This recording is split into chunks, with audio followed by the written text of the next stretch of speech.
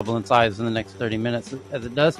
But we had a really special. It was 6 hours long yesterday. We did 3 hours of news, followed by 2 hours Apple keynote, followed by an hour and a half of MechTech follow up. Well, the first hour of it was actually really good follow up, and everybody hung out for that. And it was like it peaked out at about 700 folks, 750, and before and after the live stream, and then the first hour after the live stream was really good, kind of follow up points, because there was a lot to unpack. That was a really rich Apple event. My goodness, 2 hours, and there was not a boring second in that whole 2 hours. That was just like. And after the live event, I noticed about 100 people joined on for the discussion. Right? It's amazing. Oh, tons. There was another after the live stream ended. Another 150 jumped in. Yeah, and it was jam packed for 2 hours. Like one boom, boom, boom, boom. They were just on a roll. Quite a pace. A lot of people were disappointed. Yeah, anyone looking for hardware. Yeah, and all the VR people, of course, were very disappointed. A lot of Apple geeks. The iPad people. Yeah. iPad people. I saw a video today. One of these Apple influencer folks on YouTube. They're very disappointed about the iPad. And they're talking about returning their M1 iPads because while the machines are incredibly powerful, the software can't utilize it. And they didn't, for example, didn't announce Final Cut Pro or anything that would actually use any of that power. So you can't do anything with the M1 iPad that you can't do with the non-M1 iPad. There's just no software that makes a difference. And there's even some software restrictions, even on the memory, for example. You can't use more than 5 gigabytes of memory on a particular program. They did that with NFC, which I hated. They were talking about returning their M1 iPads on these videos. By the way, Joanna Stern, the reporter, actually has a clip of all the best and great sounds from the whole Apple WW event. I just tweeted it out. It's really funny. Yeah, but returning Apple products because they're too powerful, that's a great problem to have. Well, no, if you can't utilize, if you have hardware that you can't utilize because the software is restricted. These folks were hoping that Apple was going to make the iPad OS powerful enough that you could use the iPad as a replacement for your right. Mac, but they didn't do that. They kept it an iPad, and you can't really do the high-end programs on it, even though the hardware. Yeah, it depends if the hardware. If Apple releases a version of Final Cut Pro for the iPad, that would be pretty fantastic. And you're right, the iPad is powerful enough on a hardware level to run as a laptop for sure. It has an M1 processor, which is faster than most desktops from 2 years ago. So yeah, for real, you can use the iPad if it could run the software, to their point. And if it doesn't have the software they need, and if they are a video editor, then well, it's a valid criticism. It's a valid criticism. And by the way, I'm not an expert on iPad, but I just watch the thing. But it is a valid criticism if you can't do anything more with this higher end, more powerful hardware than you can do with the lower end hardware. If there's no advantage, then I guess they have a point. That'll get sorted with the different announcements that'll come. I mean, it's like the Tesla charging infrastructure or the Tesla car. It's overspec'd at the beginning, and then it starts to make sense. I mean, and then it. So I think that's what Apple does. It overspecs stuff, and then it fills it up. But I've seen the criticism. Dan, you're right. I've seen a lot of blog posts. So yeah, Tyler. I mean, there's an iOS release every year and updates like 3 or 4 times, even more than that. When you buy an Apple product, you better be, particularly at the beginning of the cycle, better be investing for at least 4 or 5 years, I think. My first iPad Pro, I have it till now, and it was fine for 4 or 5 years. I was amazed. It was my favorite computer. It's not a laptop, but I used it for travel and photography, etc. It was by far my favorite computer. I remember at the time people thought it was a beast. But yeah, down the line, it just grew into the software, and Apple keeps backfilling with the updates. I mean, the number of features they announced at the iPad OS, I couldn't keep up.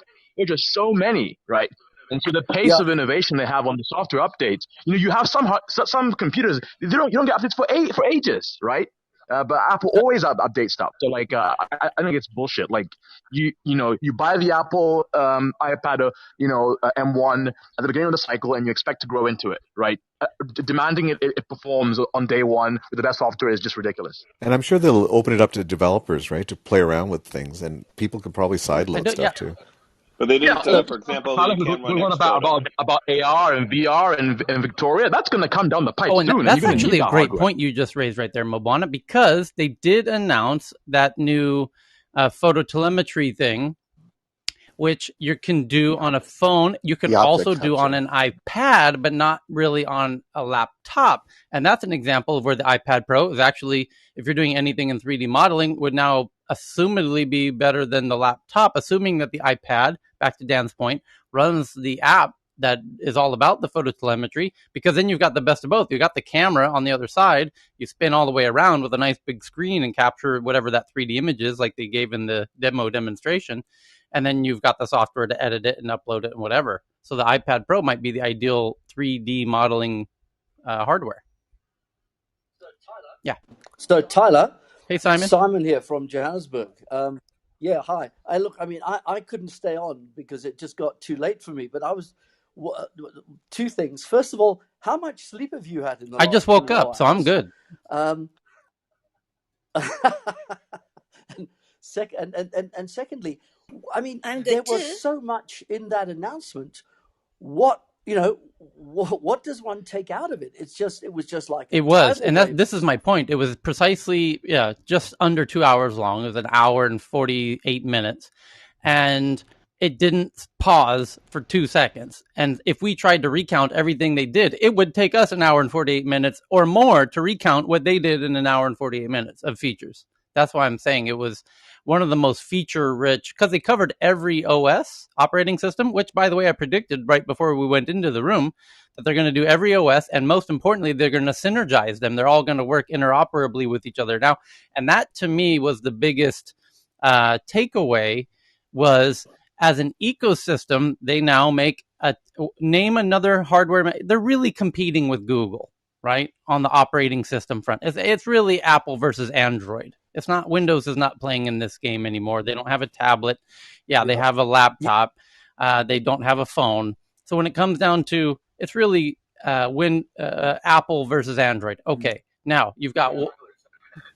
But Tyler, it's not even Android though, right? It's the key apps on Android. But here's my point, is one of these two ecosystems has a really good watch, like the best watch by far. Okay, they both have really good phones. Okay, let's start there. They both have laptops. One might argue one's better than the other, maybe not. Then one's got a really good tablet. The other kind of not so much. The other's got a really good smart watch. The other not so much. You see where I'm going is and then one's got the headphones.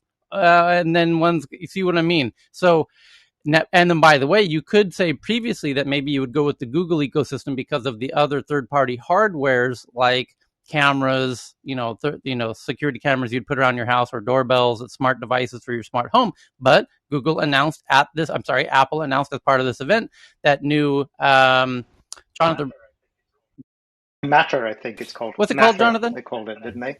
The platform Matter that connects. It's called Matter. And Matter is a new consortium that basically solved that problem completely for Apple. So now all the hardware, all the smart home hardware, smart office hardware, is now interoperable between the different platforms. And so now that's no longer an issue. And now that really puts a benefit on the Apple ecosystem side of things, because now you've got a tablet, a phone, a watch, a notebook, all the third-party peripheries that can all play together in a very nice ecosystem. That doesn't really exist in Android. Huh? It's the Borg, right? Yeah, the Borg, yeah. It's the Borg. We're going to be assimilated. And the health. Borg. Well, then they brought in that whole health thing, and that's why our after-party conversation focused on the health. I'm not surprised that it did, because there's some really big health implications that are on the horizon in a very big way. Google and Amazon, as we keep reminding everybody every day, are going into health, and key to that whole movement is about the data and the way that they are masters of data, of managing data. And the conventional entrenched dinosaurs in that space are totally data idiots. So it's not going to be a fair fight. So it's really interesting to see how Apple's entering into it. and they are entering into it in a way that, you know, is empowering to the user. At least that's their positioning on it. And my buddy Rent sent in a really interesting DM where he made the point, and I've not heard anyone make it, that Apple has FaceTime. And by the way, the updates are making the FaceTime. Holy shit, that was one of the coolest parts of the whole 2 hours. So Apple's got FaceTime. It has now all that clinical information they were talking about as part of the announcement yesterday. They've got the user health info in a way better than probably anybody does around your walking cadence and all that. That was crazy. And they've got payment built in with, as they do Apple, you know, one-click purchasing. So if they've got the FaceTime and the clinic and your health and the payment, what's missing from doing telemedicine out of that stack? Very little, other than the business development of telling the clinics and the patient, rather than telling both sides of that marketplace, hey, patients, do you want telemedicine? Hey, doctors, do you want to talk to our 500 Apple customers, of which we have 500 million credit cards of them, and just manage that marketplace? They could become a massive player in the telemedicine space very, very quickly.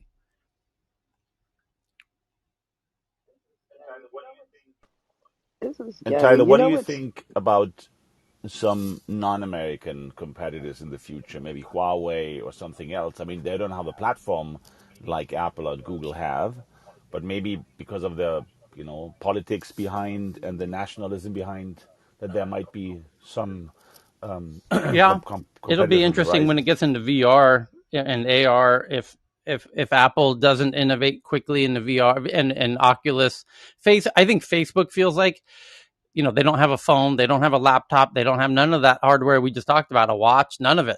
But they do have the VR piece, and I feel like they got to take that ball and run as fast as they can up the field with that thing, and hope that the rest of the world joins them in that race faster than Apple can release something and catch up to them. Hey, this is Gabby. I was just going to comment. It'll be interesting to see how the government tries to regulate Apple here in America real soon, because you got to pay attention. What has happened was back when they researched and found out that Apple was slowing our phones to kind of get that us was to crazy. buy the new phone, right? This is the they did, and they made a lot of money off of that, because I was flipping my phone every year, and now Apple has become the financial, like the money that they have is crazy, and so here they are again finding a creative way to keep us on their devices. I think net it was a great event. I think net the developers were really happy. It was just the traditional Apple consumers who were looking for hardware releases are going to be unhappy. Everyone who wanted the new 14-inch, 16-inch, you know, laptops and the new processor and the VR headset and all that, they're going to save that for the September event to get everyone excited for Christmas, and they're going to launch all that shit. You know, the event will be September, as always, with the new iPhone. Every year it's the same. It's usually around September 9th and 10th. And then and they announce the new iPhone every year, September 9th or 10th. This year, they will also announce the new laptops and the VR headset, and it'll be a blockbuster year for Christmas for Apple with all of that new juicy hardware. It'll be, you know, I wouldn't be betting against them on that one. But but this event, WWDC, is the Worldwide Developer Conference. It's not the consumer hardware event traditionally, and they intentionally do that to get a leg up on the CES event in January for all the non-Apple consumer electronic companies in the world. Everybody except Apple meets in Las Vegas in January to do their big announcements. And so that's why Apple wants to position all of their hardware announcements at that event later in the year. So I'm not surprised they didn't announce the hardware, to be honest with you. And I thought, just looking at this event, it was impressive. It was really impressive. There was a lot to unpack there. Anyway, yeah. So Tyler, if we put the features aside, which were really impressive indeed, but you know, the average consumer is not going to use all of these features anyways. Who becomes prescriptive to which ecosystem new adopters are going to go? Because your point on healthcare and the conversation from yesterday night might infer that if you can access telemedicine through an Apple platform, you know, the healthcare system itself might become prescriptive of using the Apple ecosystem. So how do you choose when you're a consumer? I'm assuming once you've chosen, it's very hard to switch. There's a very high switching cost. then who becomes prescriptive in the future might also Yeah, well, be that's why part of a Apple has longer term strategy. took away. They've had this Trojan horse effect with the iPod, where when they released the iPod, it got a lot of people on Windows to switch over to Apple, and because of how effective that was, that's why they put so much emphasis on the Apple Watch as a similar Trojan horse strategy, and it does work. And the Apple Watch is so vastly superior to the Look, consumers, Tyler, go to where the proposition is good, right? I mean, I understand there's going to be a sense of like, oh, who makes me do something? But in the end of the day, Apple's like winning it with the consumer, right? It's like, and yesterday was all about everything working together. You know, it's just the experience makes sense. And in the background, of course, might be perception, might be reality, of course, a bit of both. That, you know, your security is there as well. So now I think, Sarah, I think you enter as a consumer where it meets an amazing need for you, right? And then yes, and then you sit in the ecosystem. And so people don't buy products anymore; they buy the ecosystem. If you just look at how retailers retail this stuff, they sell ecosystems. They have like shops inside shops. This is your Apple ecosystem. This is your home Dyson ecosystem. This is your and that's how it's going to go. But once you go in there with your consumer proposition, I think and that's what they're working on. And they've been working on it for ages. I was so impressed with that way that Tyler, as you said, there was one how other. everything's going to work Those together were all yesterday. the That was their offensive big moves, thing. right? There was one really interesting defensive move that they threw in there, which is what they call the transparency reports app, where they now show you what every app on your phone is doing with your data. And that was like oh shit, that was like a big slap at all of the apps out there and making it totally transparent to you. And they call it transparency mode. So you know exactly what's going on with all of your data from all of the apps on your phone and the websites that you visit. That was like, oh, wow, they're really trying to expose who I think that's really going to give people a different impression of which apps they like and don't, and will drive people away from bad actors And the and into browser. the hands of good actors, because there's now starting to be a whole bunch of um, teams engineering solutions around this purpose, with browsers that don't track you, alternative apps, messaging apps that don't track you, et cetera, et cetera, et cetera. The consumers are not that up to speed or aware yet or conscious yet about this issue and the new alternatives, and this transparency thing might cause a bit of a diaspora from the conventional data-driven low-cost apps into the arms of these newer data-friendly, privacy-friendly alternatives. And defensive-wise, they also did They're not private. Yeah, and also defensive-wise, they also did the web. Yeah. Well, Anyhow, To your what point would be the quickly on feature? the The feature that could be even more interesting, aside from showing you which application is using which data, is to add on top of that a layer that allows you to change your preferences per application, so that you don't have to dig into each application and find where the privacy settings are and then try to change them. So it would be really neat to have one dashboard with which information, how you can change your preferences, basically. Yep. Yeah, that's actually something. It's a good point, Sarah, because I just saw that on the iPhone now, doing the update on the phone and on the watch, that now the apps, when you open them, are asking you whether you're okay for them to track your other apps, in coherence or not. So I think that's good that you get some of these features pushed directly and then they choose, rather than in the background and you don't find them. And they have we do have to understand that they're legislating themselves in place, and what you've got, as you said, Tyler, are Google and Apple, who are closing the doors on their system. Google with the cookie removal, and Apple with the so-called privacy move. But this is really an Aikido move, in order that what you need to know is that they know everything about you. Yep. They are the panopticon, and that they are a private company that is for profit, and that if there was to be a bad actor that was to take over the government, it wouldn't be long before they would march into Apple and know everything about everyone. And that's really not a good situation for liberty. But the hypocrisy is also, if you look at Spotlight, the way they advertised it, it's like based on your search, we will make recommendations for movies and shows and everything else. So that is a perfect like gateway drug for ads for them. The They're going to enter the surveillance economy. Right. Heyman, can you and Matt, and the reason I particularly wanted Matt and Heyman and the medtech folks in the room, because of this ambitious health aspect of the whole event yesterday, where you'll have your data from all of the sensors, because the Apple Watch continues to get more and more smarter, and the iPhone obviously is getting more smarter. It can tell if you're even been under the influence of alcohol by the way you walk by, according to the information they were sharing. They didn't state that expressly, but you can certainly easily imply it based on, they can tell if you haven't slept enough by the way that you're walking. They can tell if you're tired by the way that you're walking, apparently. So no doubt they could tell if you were under the influence of alcohol by the way that you walk as well.